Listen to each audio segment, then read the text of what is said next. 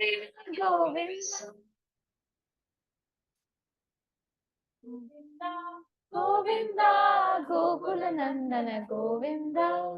Radhe Shama, He Gana Shama. Radhe Shama, He Gana Shama. Radha Madhava Mangaladhama. Radha Madhava Mangaladhama. बोलिए श्री कृष्ण कन्हैया लाल की जय।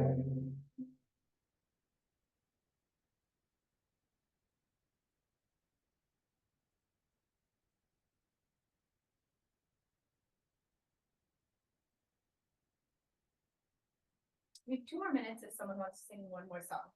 Yeah. Also, this isn't being live streamed in real time. We'll be sending the recording to the YouTube channel. Sanju, can you sing? You knew it was coming. Just sing a small song. Yes. Yes. It's okay if it's not lead and follow. That's it. It's a Krishna bhajan. Biharo pranam baki bihari ji biharo pranam baki bihari biharo pranam. मोर मुकुट माया तिलक विराजा मोर मुकुट माया तिलक विराजा कुंडली अलकाकारी जी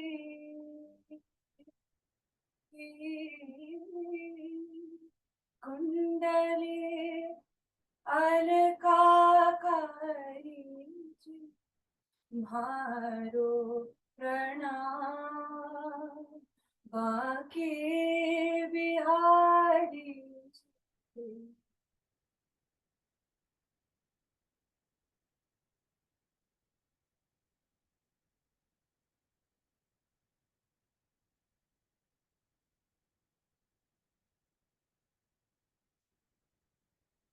Hari Om. My name is Subbarao. I'm a Chik in the Chinmaya Mission New York Center. Today I have the pleasure of hosting Shubhani ji, our resident Brahmacharini, as she gives us the next segment of Gita Live, focusing on a self-inclusive approach to life. Hari Om Shubhani ji. Hari Om Subbarao. We'll start with a prayer. Om.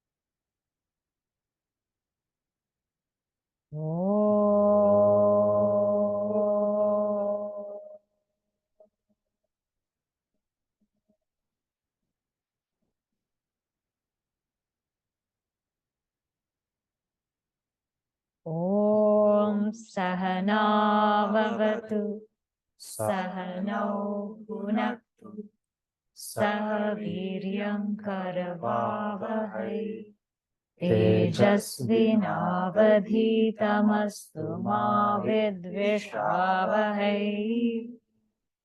Om Shanti Shanti Shanti.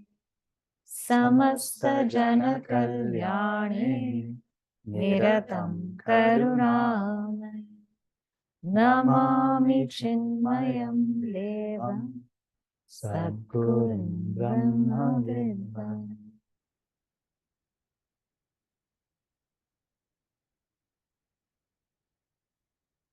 So Shubhani, as today's topic is on a self-inclusive approach to life, I figured we should start out by defining what exactly it means to be self-inclusive. Could you elaborate on this?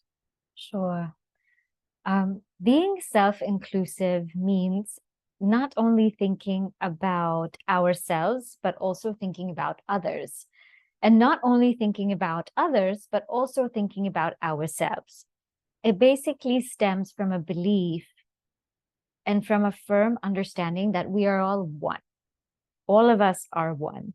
And this understanding that all of us are one, all of us are one, that means being self-inclusive. And when we have that kind of vision, then there's a very selfless approach as to how we live life. Okay. It seems easy to feel like to say that we are one with others, but do you have any ways to go about daily life and truly feel like we are one with others? Yeah. Before feeling one with others, we first have to feel one within ourselves. We have three components: the body, the mind, the intellect. And very often we're all disintegrated.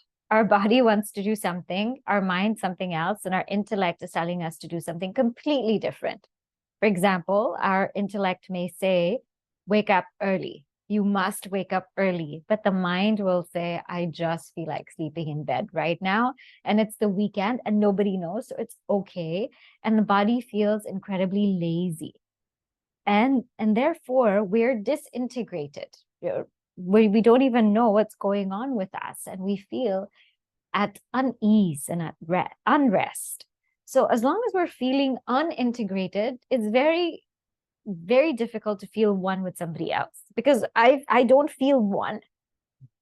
But the moment I feel one, where my body, mind, and intellect are aligned, where my intellect says, okay, you have to wake up early, and my mind says, fine, I will listen to you and wake up early, and the body gets up early, then there's no problem, because I feel fine.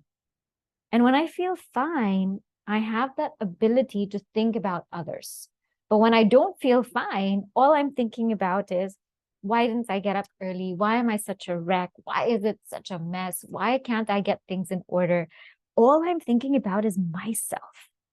So the first step to feel oneness with others is, first, I have to feel one myself. And if I feel one myself, then I can start thinking about other people. I can start identifying with others and seeing what they need, because I now have that attention to be aware. I have that attention to be aware. I have that attention to be able to listen, to see, to feel the words behind what people say. I have the ability to be present. So that's what paves the way for being self-inclusive. And that's how to really connect with others, just to be present. Mm-hmm. Yeah, that makes sense, that when different aspects of your life are not integrated, that we don't feel at one with even ourselves, and then we aren't able to show that oneness to the rest of the world. I think a lot of us, especially myself included, it's hard for me to even notice. Like, I know that I'm not integrated myself, but I don't even know that, because I'm not paying attention close enough to noticing that my mind is saying something different than my body is saying something different than my intellect. Do you have any idea of like ways to cultivate or help us at least identify the problem itself and know, like, okay, this is a moment where I'm not being integrated top to bottom? Yeah, I think it all depends on what our sense of purpose is. And when we had that retreat, Art of Self-Love, I had shared with all of you an example of a Japanese restaurant. I don't know if you remember that example. If you go to a Japanese restaurant, you'll see a Japanese menu, and you'll see Japanese teacups and chopsticks and nice Japanese paintings. You're not going to see like chole bhature in a Japanese restaurant, because that's not where that belongs, right? The theme is very Japanese. In the same way, we have to determine what is our overall purpose in life, what's our overall theme. And when we understand what that is, it could be something general like self-development or being the best version of ourselves or just living a life of honesty. It could be just that. But we all have to find something that's a theme that holds us together. And when we have a theme that holds us together, then we know when we're swerving from the theme. If we don't even have a theme that holds us together, then we don't know where we're going. It's very much like on Waze having a destination, and you just kind of figure out how to get there. Mhm. And when you have a set destination, you know if you're going off track. Okay, that makes sense. So it seems like it's all about finding out what our overall high level goal is, working down from there, and then working our way through on that path to get there. And as we know what our overall goal is, we'll be able to feel ourselves when we're straying from that. Yeah. Okay, Yeah. that's very well put. And would you say that being on a path like this, where you know what your final destination is, you're being sincere, and you're also being regular, which is two things I know is always talked about, that you feel a sense of like authenticity and self-worth that comes by doing these things? Yeah, you do. You Mhm. do. And it's only when you feel this authenticity and self-worth that you can actually think about others. Because as I said in the beginning, when we don't have this sense of integration, we feel very insecure. And whenever we feel insecure and there's self-doubt, there's no room to think about other people. We're wallowing in ourselves, right? And also when we feel too superior, that we have everything and nobody else has anything, again, we're wallowing in ourselves. So it's not a feeling of being lost and not knowing where we're going. It's also not a feeling of, I'm sure where I'm going and nobody else knows where they're going. Mhm. It's that middle ground of, this is my path. And right now, this is how I'm walking in my path, and I respect it, and it's okay. And I know that other people have their paths too, and I'm open to that, and I accept that. So it's that middle ground. With that middle ground, it becomes very easy to become self-inclusive. It becomes very easy to become present. Okay. So as we're talking about becoming self-inclusive, I remember over like a few months ago, you had a video posted about the different levels in which we can see oneness with others.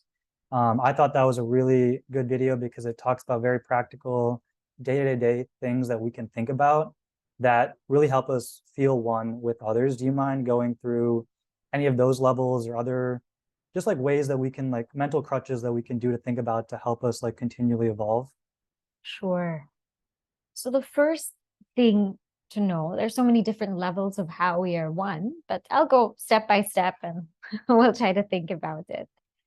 The first thing is that all of our thoughts, words, and deeds affect each other, right? I could be thinking something in this room, and even if it's just a thought that nobody heard, that thought is still a vibration, and it's still creating energy, and it still creates ripples across the room.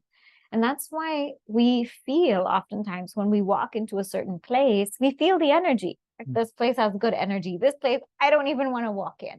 And there's no sounds. There's nobody's telling you anything. Nobody's showing you anything, but it's that vibration. So every single thought affects everybody else. And also, all of our words affect everybody else. We all know now what's happening in news or in Facebook or Instagram or wherever, or in X, when if people post something, that goes out to millions of people in less than a minute. That word, whether it's positive or negative, it has a profound impact on people's lives. And even a word or a post can actually break or make an economy, a whole country's economy. That's actually happened, you know? So that's very startling. And our actions also really affect other people. The other day, I was in New York City and it was raining cats and dogs. I think it was 2 days ago. I had to go in for something and just had no umbrella. The person also beside me had no umbrella, so we were finding places to stand. And just knowing that this person was there with me was so comforting. You know, hey, there's somebody else who's a fool like me who didn't bring an umbrella today.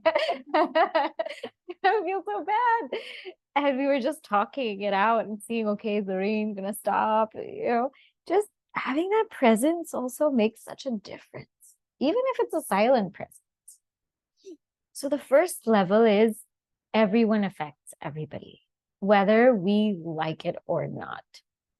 It's a fact. The second level is we all have the same purpose. We might think that we have different things. You're looking for career, your advancement in your career, or you're looking to gain a lot of wealth, or you're looking to get married. We might think that we have different sets of purposes, but actually we're all looking to be happy. And that's a real reason why we're doing what we're doing every single day. We all want to be happy, permanently happy, independently happy, effortlessly happy, and infinitely happy. We all want the same thing. So that also helps us to unite, because at the end of the day, we're seeking the same things. We're not seeking something different. We all have the exact same goal. Even an animal has that goal. You know, a dog wants to be happy, right? A dog don't like to be always in the collar. A dog also wants to be free and be happy. So that's a second level. Yeah. Sorry for disturbing the flow, but I had after the first point, a question popped into my head. If we say that like people, actions, thoughts are all affecting those around us, do you believe that if there are people or things that cause our mental state to be disturbed and increase our sense of difference, that we should actively avoid those? And would avoiding that, is that like us kind of running away from the world? See, if we are weak, we must avoid. If we are strong, we can engage and transform. Mm-hmm. So we have to see where we are. It's like a little plant, right? A little plant needs a fence around it so that animals don't come and chew on it. It needs to be protected. But once it's a big tree, it houses animals. It doesn't need a fence, right? Yeah. So when we're in our weak stages, then we should avoid. And it's not that our character is weak. It's certain stages and times of our lives, we might be weak. And when we're strong, then we can even transform that environment. Okay. Right? So it depends on where we're at. Yeah, that makes sense. That's very well said. Yeah. So another level we're one, and we talked about this in class also, is we think we have many different bodies. And you have a body, you have a body, you have a body. Everybody has different bodies, but actually we all have one body. Nature is our body, because without space, we would die. Without space, we would die. We get claustrophobic. Without air, how many of us will live? I won't live. Without water, maybe for a couple of days, but not more than that. Right? Without heat, no, it's too hot. But when it's cold and there's no sun, we'll die. And without food, that's a big thing. We all need food, right? So without these things, we'll die. What does that tell us? We're not different from total space. We're not different from total air or total fire or total water or total earth. We're not different, because the minute we disconnect from totality, we are dead, which means we are actually totality. There's no individual body, really. There's not. The same air that I'm breathing right now, you're breathing, right? The same. It's the exact same. So at the body level, we're all one. That makes sense. Definitely living in New York, you realize like that space and air are very important. Yeah. Yeah. Yeah, you're And you gonna definitely feel closer with other people, like sometimes physically so. Yeah. more than you want. Yeah. Right? Yeah. You really feel you're one. And when you're in the subway, when you're all getting delayed together, you feel one, Mhm. right? So at the body level, we're all one. At the mind level, also, we're all one. If you think about any thought that you've ever had, sometimes you can't determine which part of that thought is you. So even now, I'm talking about oneness. None of these thoughts are actually mine. They're all from the scriptures, from our great masters. They're all from things that I've seen or read. They're all from things that I've reflected on. So if you ask me to pinpoint which is my thought there, it's very hard. So all of our thoughts are actually one. There's only a total mind. And that's why when we had this chapter on Om, we were talking about how this happens to all of us. You know, you think of somebody and they call you up all of a sudden. And you're saying, I was just thinking about you. Why? It's because there's one totality and we passed on that vibration and they received it. So there's no individual mind, really. We're all connected in that level also. So even at that level, we're all one. You know? And even in deep sleep, we're all one. Everybody has the same deep sleep. You can go in an airplane and you can buy a first class ticket or a business class ticket. But when you sleep, everybody's the same. It doesn't matter if you're sitting in economy in between two people. When you sleep, it's the same thing. This is what I tell myself, so I get a lot of relief. But everybody's deep sleep is the same. Even an animal's deep sleep is the same. In deep sleep, there's a complete loss of the world and loss of individuality. So we're one. And of course, at the level of the self, at the level of Atman, pure consciousness, we are one. So whichever level works for us, take it. And when we keep thinking about it again and again, it's very difficult to think that we're two. It's very hard. You'll just feel one. Yeah. Yeah, I definitely feel already a little bit more one with everyone, but I feel like once I go back in the real world though, it's going to like go back down like a lot, my like feeling of oneness that I just experienced. Do you know how we can apply this philosophy but still live in the day-to-day world?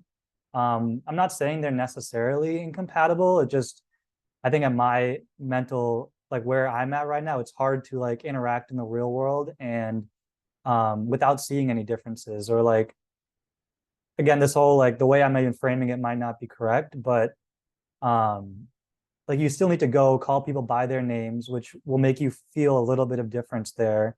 Um, and there's all like, you know, you go to your own apartment, you pay your own rent, like you're interacting with a lot of people very transactionally.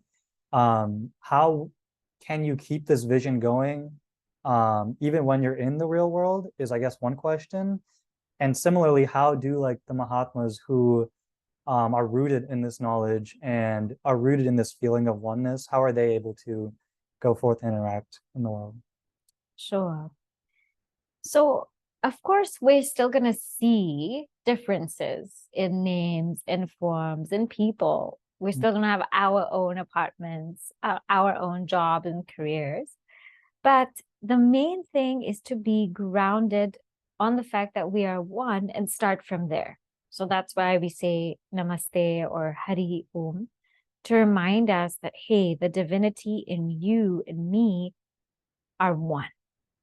And I'm going to start from here. So it's a starting point and it's our ground that we are one.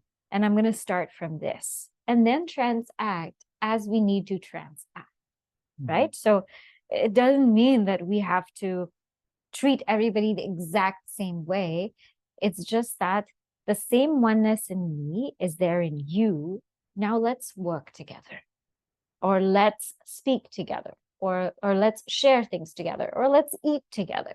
Just that simple reminder that, hey, we are one. The same oneness in me is there in you. Now let's interact. And we'll find that interaction is even more beautiful, even more beautiful. It's like when you go to your apartment and there's a doorman or there's a person there, you'll smile. And you won't just say, oh, I'm in a rush, I gotta go, right? Because you feel that sense, or you want to know what is their name, how are they doing? Because you feel that there's oneness. Or when you go to your apartment, when you go to our apartments, we feel that it's a temple.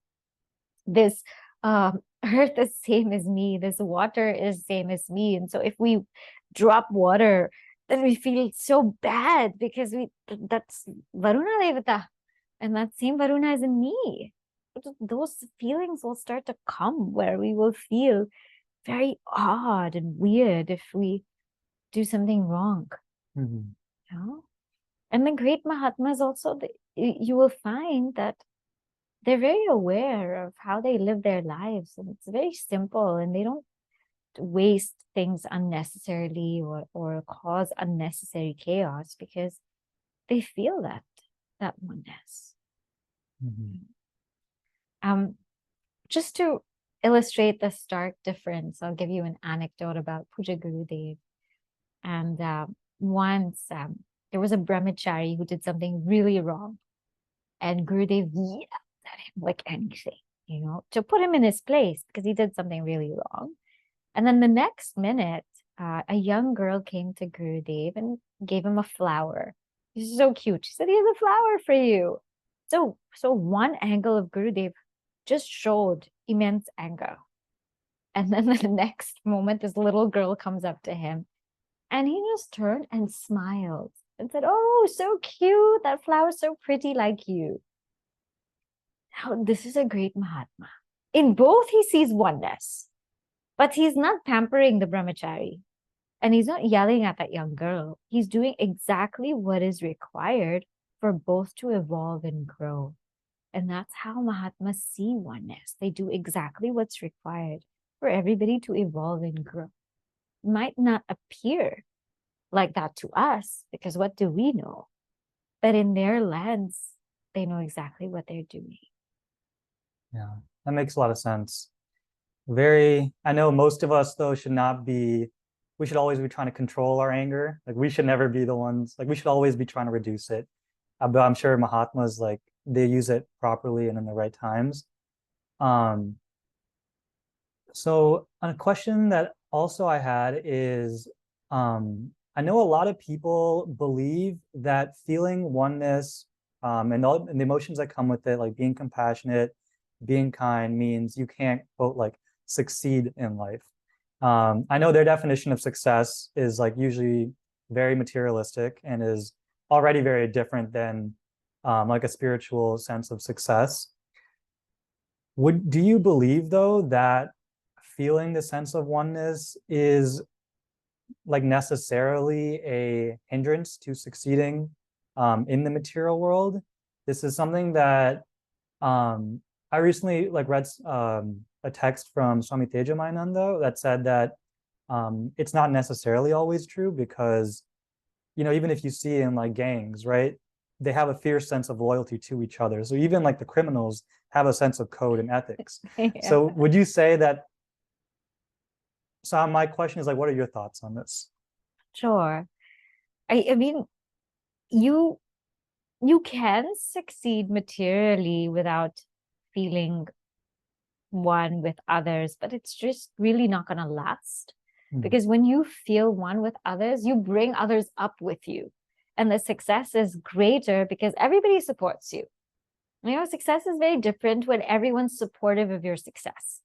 So everyone's appreciative. Everybody is really wanting you to be successful, because when you're successful, they're also successful. So when there's a team spirit, when there's oneness that, hey, if this person rises, all of us rise. If that person rises, then all of us rise. Or like in a sports team, when the players feel that, hey, if we better ourselves, everyone becomes better, then the success is much stronger and it lasts longer.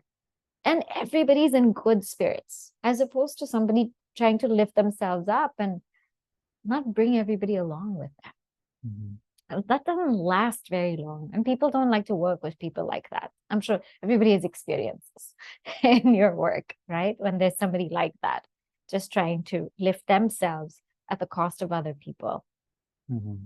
Yeah, that makes a lot of sense. I think I definitely agree that when you're not looking out for others around you, the success that you gain a lot of times is very short term and it comes crashing down. It will come crashing down at some point. Whereas you can build like long lasting prosperity for all. Just like the Shreyas, prosperity, not just for yourself, but for everyone around you. So I guess my next question is, and we've talked about the different levels, and those are practical ways to like feel the sense of oneness. Do you have any other tips or like practices that you think would help, the average chick in developing the self-inclusive approach to life? It can be any practice like meditation, japa, yoga. Just what are maybe your personal favorites and what you would recommend for chicks? Yeah, sure.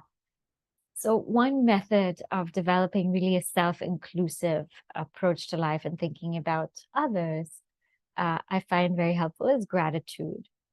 And in the Bhagavad Gita, Puja Gurudev talks about the 5 yajnas, the 5 sacrifices of everybody that have contributed to our lives today. So the sacrifice of Bhagavan. So of course, for Bhagavan has created this whole world for us, given us this body, mind, ability, talent, a whole earth to live, family, just everything we've received from Bhagavan.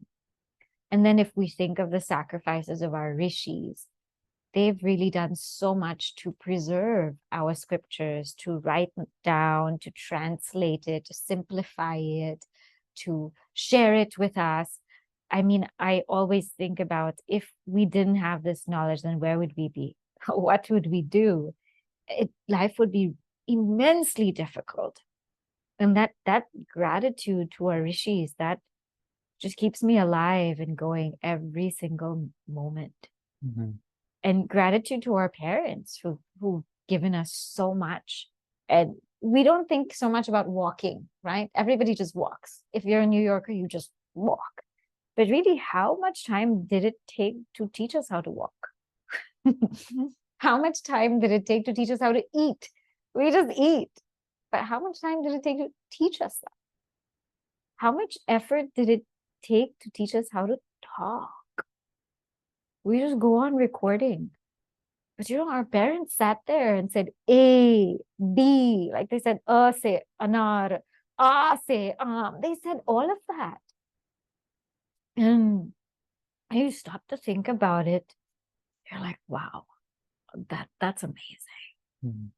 And then gratitude also. So we saw Bhagavan and rishis and our parents and ancestors, and to our community, that is Nra Yajna or Manusha Yajna, our entire community who does so many things for us. We don't even thank them enough. Yeah, they built all the roads and bridges, the traffic lights. So many times they send me a jury duty notice. You have to go to court. You have to go to court. I get so annoyed, but I'm so happy at least there's somebody who does that kind of thing, And because I have to serve as a juror and I have to sit there and I have to go, but some legal system is required, right? Traffic controls are required. So many things are required. And we take for granted that we have sidewalks and we have roads and we have all these things. We just take it for granted, but people did that. Or when we go on hikes, people paved those paths so we could climb, right? And then Bhuta Yajna, of course, our gratitude to earth. for providing for us, for giving us water, sunlight, air, we talked about already. So without that, we can't live. So just keeping my mind in gratitude helps me to understand that really we are all one and we can't exist without each other. And if all of these beings didn't make those sacrifices, then we wouldn't be here today. And it's our dharma and our love really to keep doing everything for them and for the generations to come. Yeah, that definitely makes a lot of sense. Like gratitude there was so many reasons to be grateful, and to stay grateful allows us to like not only just reduce our ego, but feel that oneness with all. Okay. So back to where we started at the beginning, we were talking about finding a highest goal and working towards that. Do you have any tips to for someone to determine what their highest goal would be? It's just introspection, really, just spending time with one's own self. And I know this is kind of rare nowadays because every time we have a free moment, we like to check our phones or, do something, scroll on social media, do something here, do something there. But actually, the best way is to spend time by ourselves. Just spend time with yourself. Just be. And so many things will start to become clearer. And they'll flare up. They're not flaring up because the mind is so noisy. So we just have to make ourselves quiet. And then clarity really dawns. Okay. Yeah, that makes sense. I think a lot of us can definitely use more time alone, and that would definitely help. Another question I had was, in a lot of like chicks and just people in general I've seen are super kind and considerate and compassionate towards others. And sometimes that's not reciprocated back. So how do you know like at what point you need to like stand your boundary so that you're still like responding in a compassionate way, but not letting yourself get like walked over? Right. So here, we always have to do the right thing. It doesn't matter if the other person does the right thing or not. We have to do the right thing, but be smart about it, right? So be kind, be compassionate. But once we know how people are, then you draw your limit and say, okay, this much I will do, and this is where I will stop. But without any negative feeling for that person, because we understand this is just how the person is. See, everybody has a prakriti, everybody has a nature. Now, once you understand this is the nature of this person, accept. Be kind, be compassionate, but be watchful. This is the nature of the person. So stand your guard there. But don't do it in a negative way. Do it in a way where we understand that that's just the way the person is. It's okay. Everybody has their nature. That makes sense. I think there was a example given in the high school Bhagavad Gita class that one of the teachers was talking about where, if if you walk into like a jungle and there's a tiger or something in like a cage, and let's say it bites you and you barely get away, what is your lesson that you learn? Like for most people, it's okay, I don't go back to the jungle or go to that particular area with the tiger, and you should stay away. But you don't, a lot of people are like, oh, it's just a tiger. They don't feel like any special hatred towards tigers in general, or that you just know like it's like prakriti and that's how it's going to behave. Do you think we can apply that same type of thinking towards like people as well? Yeah. Everybody has their prakriti, and that's how they will behave. Even if we want to change people, like there's certain things you can't change, right? That's just their nature. That's just how they are. That's another question that I have is sometimes you see people doing things and you feel like, oh, I could give them a suggestion that might help them out. Or like, oh, like I totally know if they like change this thing in their daily routine, that might make them feel a lot more calmer and more peaceful. Do you think it's worth giving these suggestions to people, even if it's unasked? I've seen like different people say different things about this. If the person is receptive, then it's worth it. Mhm. because that means that they're sincere and they're going to make an effort and maybe they'll change. Mhm. But if a person's not receptive and not asking, then leave them alone. Okay. Yeah, because then it's going to go on deaf ears. Mhm. Makes sense. And they'll probably resent you. Yeah. Yeah. It's like us being nagged, right? Yeah. You know. Okay.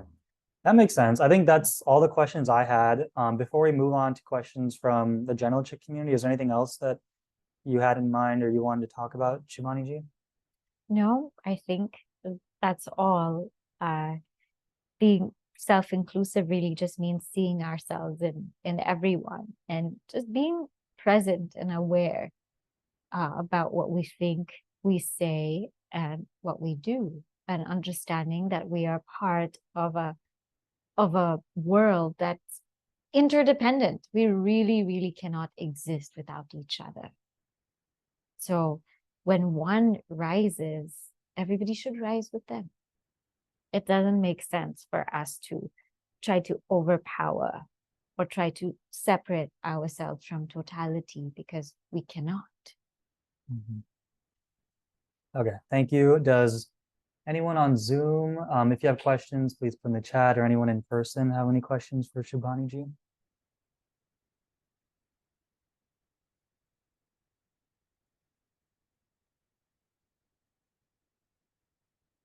Very clear talk. Okay,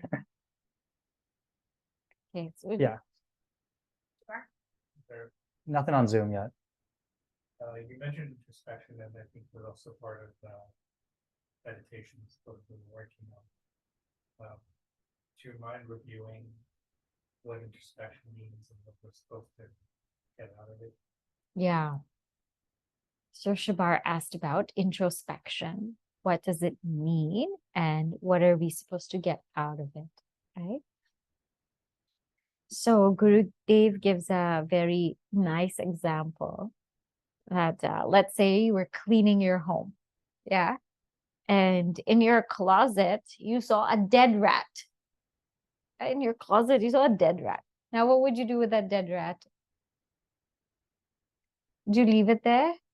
You would take it out, right? It's a dead rat. It's smelling. It's stinking up the whole closet. You would take it. Would you wait for a couple of hours, or would you take it right away? Right away, right? And you would just throw it out. And then you probably clean up your closet, make sure it smells good, because who knows? Who knows who's gonna come and see. In the same way, when we're cleaning, when we're quiet and we're just paying attention to our thoughts, what will we see? Lots of dead rats. We'll see some negativities. When we're alone, walking on our own, sitting on our own, and just recollecting our day or recollecting our week, just doing a recollection of what has happened so far, we're bound to see some dead rats. And if we don't see dead rats, means we're not doing it right. Everybody has dead rats. We're bound to see dead rats. And once we start paying attention, say, oh my gosh, I have a dead rat, then there's an urge to want to fix it. Yeah. And that urge is very powerful. When that urge comes, I have to fix this dead rat, comes, it's very powerful because it makes you want to do something. And slowly, slowly, we begin to change. So that whole process is called introspection. So Gurudev gives introspect, detect, negate, and substitute. So introspect means recollecting our day or our week. Detect means finding that dead rat. Negate means that urge of wanting to get rid of that particular habit or quality. And substitute means substituting it with something that is more fragrant and more beautiful. So if we just spend maybe 5-10 minutes a day just recollecting our day, we'll find something. Yeah. And don't be so hard on yourself saying, oh my gosh, I have so many dead rats. What am I going to do? Be gentle, like, okay, this is one that I have to fix right now. So I'll fix it. And some might take time. Some might take years.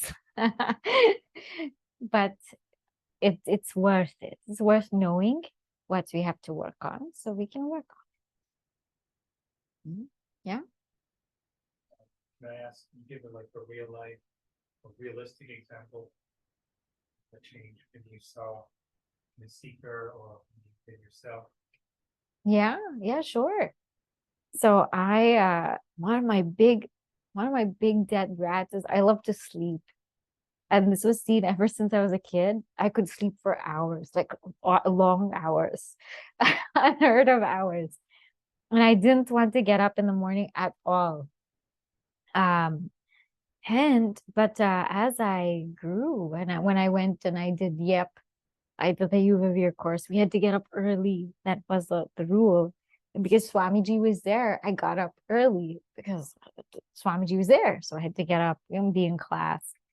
And then when we were serving also, Swamiji had given us so much work that you couldn't sleep more than like 5 hours or 6 hours because there's so much work. And there were some days where you couldn't even sleep. I really couldn't sleep. And I'd be in the computer falling asleep. And that whole experience just opened my eye. It just made me shift. And and I needed somebody to really pull me out of that because it was too strong of a vasana. Sleep was too strong of a vasana for me. But I needed someone to pull me out. And so when I went to the Vedanta course, I was able to get up. We had to get up at 4. I was able to get up. But that's only because of grace. That one was hard. Prepare. So one kind of follow up to this, but are there some examples that you can give, maybe exercises within the introspection or recounting your day that you can use to maybe highlight the dead rats if you're finding that you're not able to do it just off the bat? Just because I tried it for a month and I would try to introspect and recount all the things in my day. And I feel like it's not that I don't have negativity, I definitely do. But when I was doing that exercise, for whatever reason, like I was looking at it more of, I don't know, like a third party lens where all the feelings are not really associated with it. Yeah. And that's not a good thing. So Okay. So just something more practical for introspection. So something that I also share is this method of bud, rose, and thorn.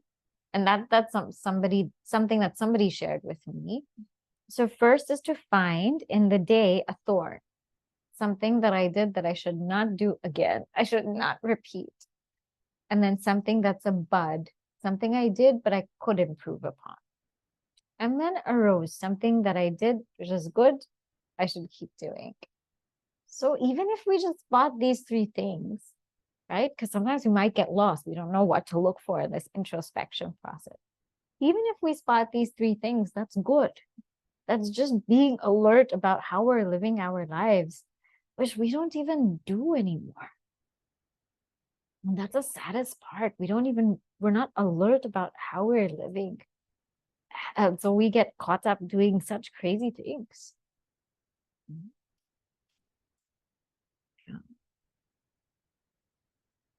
We have a Zoom? Yeah. Okay. shall I read it out loud? Yeah. And this is from Anushka. Hari Om Shubhani ji, thank you for the wonderful insights. Here's my question. I find it straightforward to feel one with others who follow Sanatana Dharma, since I feel that we think in a similar way. But I've been struggling recently with empathizing with others from different backgrounds or beliefs.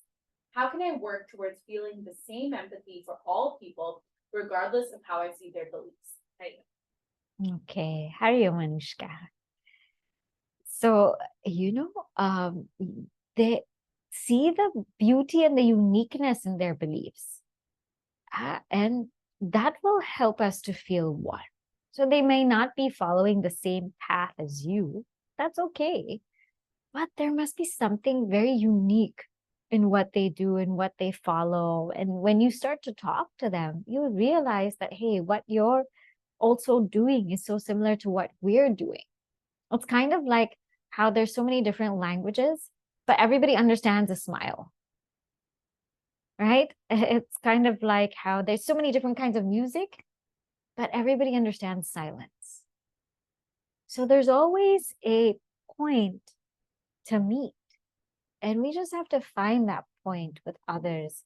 What I find when I speak to people of other cultures and backgrounds is they actually add so much more beauty to Sanatana Dharma in through their lens or what I already have studied or I already know. They'll put a totally different angle, and then I'll see, wow, it's so beautiful. The message actually comes out so much more beautifully when you add this component to it. I think I was reading a book of I think it was Thich Nhat Hanh, and he has this one of his books, how he talks about everything is also a one. And when I started reading about his books, then everything just shone very beautifully, more beautifully for me after seeing those messages from him.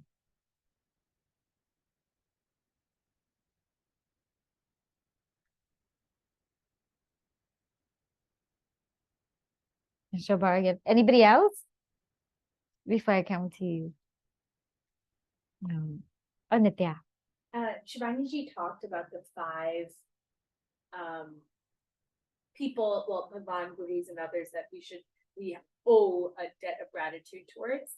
And I guess my question is, you know, sometimes gratitude comes intuitively, but sometimes it does not and requires a bit more intentionality. So, beyond, gratitude journaling or things that we might be aware of, does Shubhani have any recommendations to have an ongoing gratitude practice that becomes a lifestyle? For me, it's puja. That for me always brings gratitude, because when you sit there and you do puja, it just brings to your mind again, like what Bhagavan has done and what Guru has done for us to be sitting here. And that makes such a difference in my day-to-day life. When I look at Bhagavan, I look at Guru, I can't help but feel that feeling that I am here today because of you. That I did not do anything. Whatever I have today is, I really, really did not do anything. I did not, I had not only sleep vasana, but I had so many other vasanas. And I really, it's only Guru's grace and Bhagavan's grace. So that helps me a lot. Yeah.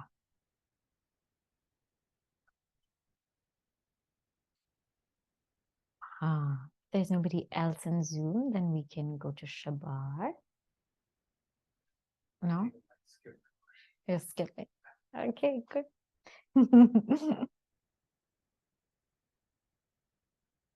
Okay, if there's no other questions, we can end here. Yeah. Thank you so much, Shubhani ji. This is a really enlightening talk. Really appreciate your time and wisdom.